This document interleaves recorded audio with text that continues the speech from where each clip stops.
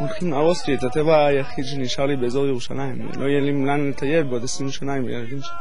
זעקת תפילה כואבת חתכה את כל ציוץ הציפורים בהר חרת שבמערב ירושלים. פעילי מגמה ירוקה יצאו היום מגדרם כדי להיות יצירתיים, 48 שעות לפני גזר הדין של המועצה הארצית לתכנון ולבנייה על הירוק הזה. תוכנית ספדי היא הרס וכליה, לא רק של הרי ירושלים אלא חורבן העיר.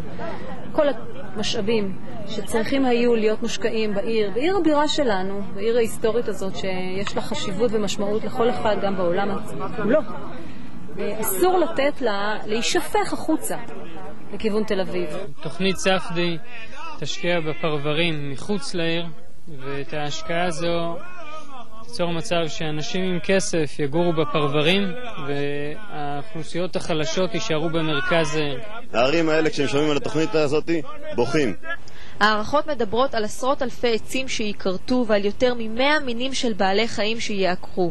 באזור החורש המדובר יקומו כ-20,000 יחידות דיור שיאוכלסו ב-65,000 תושבים. במגמה ירוקה מבטיחים שזהו רק תחילתו של מאבק. אני אלחם בזה גם אחרי שזה יאושר. איך תלחם? אני מוכן לשכב פה מול הדחפורים, לא לתת לזה לעבור.